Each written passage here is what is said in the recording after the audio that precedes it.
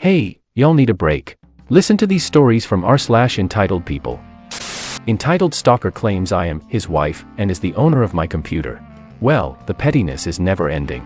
As I have posted far too many times, I need to write a book. My sister's ex-boyfriend and baby daddy, Ken, is currently stalking me. He's even gone as far as try to harass my foster daughter in her kindergarten. He's been doing the classics like following me around at a distance, calling me with random numbers, and even tried to come inside my place once. I was not there. I decided to stay elsewhere for safety until I finally move completely out of the state. Regardless, for the most part, nothing as serious as him approaching my kid has happened until the craziness of this morning. I decided to buy a new PC for my partner as a Christmas present. We love video games, but the computer he has is a bit old. So I decided to surprise him and bought a really nice desktop with an NVIDIA 3080. This thing was pricey, but he's been my rock through all the mess with my sister, and he's even the reason I'll be able to adopt my foster daughter. I set the PC for pickup at the Blue Tech Emporium. Well, wouldn't you know, I wasn't even done with my coffee when I get a call from customer service saying there was a man there claiming to be my husband and screaming at their pickup person, since they wouldn't give them my order. I obviously told them I was not married and that I would be picking it up in person later after work. They asked me to go there to solve this, since they would check IDs to compare. Now, a little detail that Ken didn't know is I changed my name less than a year ago to remove my biological father's name. I had planned this for years, but waited until my grandparents and my paternal aunt had passed away. I knew it would break their hearts if I did it when they were alive. My name now is that of my stepfather and my mom. When I got there, he was screaming at a poor rep, waving an ID saying that the names matched. After explaining to the store security the situation, he accompanied me to speak with the manager. I used to work in that store long ago, so I was fairly in good terms with that manager. He actually knew my old name, but since it didn't match in their system, it didn't matter. Ken began yelling at me, calling me every insult possible. He even tried to throw a tape dispenser, but the guys at the counter took it before he could reach for it. I tried to not even engage with him. The only thing I said directly was for him to let me speak when he wouldn't stop yelling. He kept going, saying creepy things like I owed him that much. And that he was entitled to my stuff since I took his house. I didn't, it wasn't even mine. Eventually he only left when the guys at the store called the police. They couldn't keep him in the store even if they wanted to, it's against their policies. I did stay until the police arrived and brought up all the other situations with this man, all the calls I had made about him stalking, even the no contact order. Still, the officer said since he was the father of my sister's baby, this was clearly a domestic matter and all he recommended was for me to change my contact info and the locks at my home. The store wanted to press charges, but since all he did was cause a scene, all that was done was to have him trespassed from the building for the future. I did get my PC and the security guard escorted me to my vehicle, so I didn't have another encounter. Just to be safe, my partner and I exchanged cars later in the day when we picked my daughter. Since it seems there's nothing more the police will do, for now I'm just planning to keep going with my plan.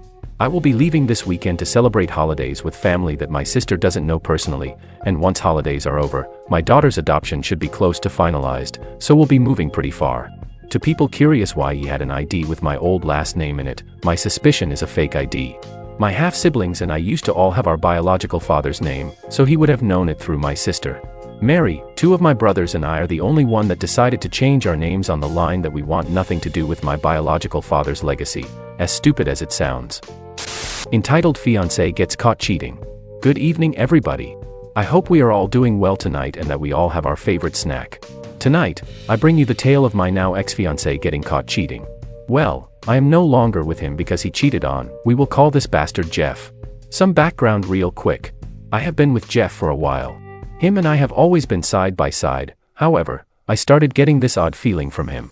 I got a new job where I worked 9 a.m. to 5 p.m. shifts, I was home more. I was able to see him and be with more. I was happier, however, Jeff changed instantly. He started hiding his phone from me, he wouldn't let me look at his phone while he was on it. Even if he wanted to show me something, he would send it, instead of showing it to me. We were right by each other. Because of this, I changed my phone password, because if I can't have his phone info, he can't have mine. It is a two-way street for me. When he went to look through my phone one day, he realized I changed the password. Jeff flipped out on me and yelled, cussed, slammed things around. Accused me of cheating and being with some guy from my new job. I told him I changed my phone password, because he changed his and I don't feel comfortable with him being able to have access to my phone whenever he wanted. He got pretty mad at me and stormed off.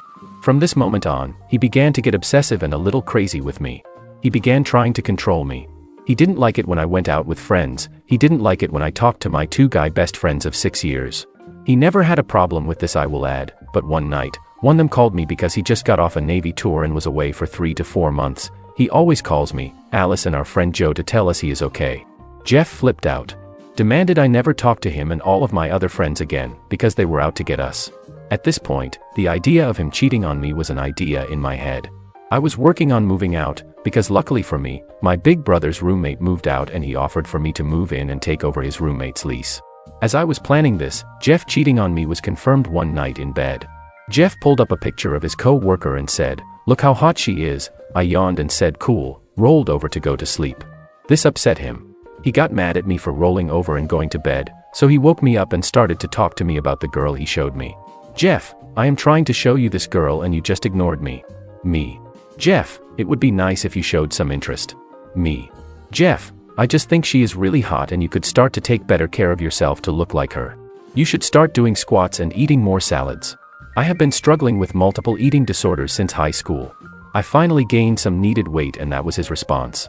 At this moment, it took everything in my power to not hit him. However, I had already cut the emotional attachment to him. In that very moment, he was just a roommate. Next night though, he was out with his friends. I knew he was with the girl though. My big brother came over and helped me start packing up my stuff to move into his place. A month went by, this continued to go on. Jeff would tell me to make myself prettier, lose weight, do squats, go get a boob job. I ended up having my headphones in all the time to ignore him. I would accidentally fall asleep on the couch at my brother's. I moved my cat to my brother's too, so I wasn't worried about that. One night though, I got a message through Facebook from a girl I haven't spoken to in years. She knows of my relationship with Jeff. She sent me a picture of Jeff and Sarah, the girl he wanted me to look like, walking hand in hand in the city's downtown area. She said he was on a date with the girl and she low-key followed them for a bit. They went to dinner, got ice cream, he took her shopping. Everything he didn't like to do with me actually. I told the girl thank you, and that she is amazing. When Jeff got home from his date, he sat on the couch next to me and I sent the picture to him. This is how it went. "Jeff, you followed me." Me. "No, one of my friends saw you." "Jeff, this is so out of line." Me. "That's odd." "Jeff, you need to apologize to me right now. I did nothing wrong, you literally followed me downtown and took pictures of me. Are you stalking me?" I was dumbfounded. I just stared at him and realized this was the man I had fallen in love with. This was his true nature. This is how he will always be, and even if he didn't cheat, he would show himself as this eventually. I did not cry, I just sat there staring at him as he insulted me and called me a crazy witch and blamed me. Jeff then started yelling at me to say something. I sat up and said, "Here is your ring back, you can keep the apartment." I moved in with Kevin, my big brother. I handed him the ring, I handed him the key. I asked him one last thing, was it worth it, Jeff? All these years down the drain. Jeff looked at me with a straight face and told me if I had stayed at the hotel job and didn't take the new job he wouldn't have gotten caught and I should have stayed at the hotel if I really loved him. I left a hotel job back in May and got a job as lenses cutter at an optician office. I nodded my head and walked out of the apartment and drove to my big brother's. I live with him now. It's been 5 months now since I left Jeff. I ended up casually dating a man I never thought I would date. And to say the least, he has treated me better in one date than Jeff ever did in 4 years. Jeff has seen us out at the bars. This has resulted in obsessive and frantic phone calls, but he has now been blocked. He won't dare do anything because my new boyfriend is 6'9" and drenched in tattoos. I am very happy now. That is the story of how Jeff and I ended. He turned into a crazy entitled a-hole. Entitled sister-in-law stole our baby name, now she regrets it. Hey y'all. Long-time lurker and all that. This is a throwaway account. To cut to the chase, my wife and I spent 4 years trying to get pregnant before the wrong side of 35. We are currently 33 respectively now and are blessed with a wonderful infant son. My wife has a younger half-sister that she has been low contact with for some time. The woman is entitled and toxic, and also her mother's golden child. We've refused to let her or my mother-in-law in the house since they both blatantly tried to make off with my wife's jewelry box a couple of years ago. The box contained a lot of valuable jewelry inherited from my wife's grandmother. Said jewelry is now in a safety deposit box as per my suggestion. My wife and I had nearly given up trying to conceive when it suddenly happened. And we were ecstatic. After we found out we were having a boy, we started looking into names. I ended up suggesting the name of my Scottish grandfather, and my wife loved it. So that's the name we settled on. But we made the mistake of posting about it on social media. Well, no surprise to the stereotype in this mess, my sister-in-law was pregnant too, and was months further along than my wife and also having a boy. She decided to claim my grandfather's name for her own son. And not just the first name, but the middle name too. We called her pissed over what she was doing, and she smugly told us there's nothing we can do about it. Which she was sorta right. There was nothing we could do about it legally, as it's still not a crime to steal planned baby names. We realized that drama was exactly what my sister-in-law wanted. And she thought that by taking the name for herself, we'd not be able to use it. I laughed and told her that while what she did was dirty and underhanded, we would keep our chosen name. And she could just deal with it whether she decides to go through with copying us or not. Well, my sister-in-law's baby daddy called me and said I was an unreasonable dick for still wanting to use the name after sister-in-law claimed it. I said she claimed nothing. And since we couldn't own the name, then neither could they. Before he ended the call, he threatened me by saying I'd be sorry if we didn't change the name. Then he hung up before I could respond. Months later, sister-in-law has a healthy baby boy and names him my grandfather's name. We did not show up for the birth, both because of the pandemic, and because we simply didn't care to be there. Sister-in-law called us wanting congratulations. But we told her we simply didn't care. And that if she was still insisting we change our baby's name, then she'd be in for some big disappointment because we were not. Sister-in-law demanded I put my wife on the phone. But it was already on speaker and my wife spoke up and said she agrees with me entirely. We weren't changing the name. Sister-in-law hung up on us, but soon started sending emails with text walls of names, even suggesting similar ones. I responded back that the name was from my grandfather, and that's why we were not changing it. She shut up and we didn't hear from her again till after our own son was born. 2 months later we were blessed with our son. He came out perfect, and we named him just as we'd intended. Well, no surprise, my sister-in-law called us a few days after the birth to scream in our ears that we copied her son's name. I pointed out she was the real copycat since she had no familial ties to the name and we did. And anyone who looks at our family trees could see that. Then my wife spoke and said after the attempted theft of her grandmother's jewelry, she no longer considered sister-in-law her sister, and would have nothing to do with her nephew either. For months we were bombarded with messages and emails from my wife's side of the family. Half were on our side after finding out the whole story, the other half were not. And sister-in-law's baby daddy, true to his word, showed up at my door to make me sorry. I'm not sure what his plan was, but I pretty much towered over him. I'm 6'1" and well built from regular exercise and 3 trips to the gym a week. He on the other hand was very skinny and about 5'6" with a baby face that was badly hidden by a slim beard. I told him my house has cameras, and to get off my property and never come back. He just yelled a few obscenities at me and drove off in his beat-up old car.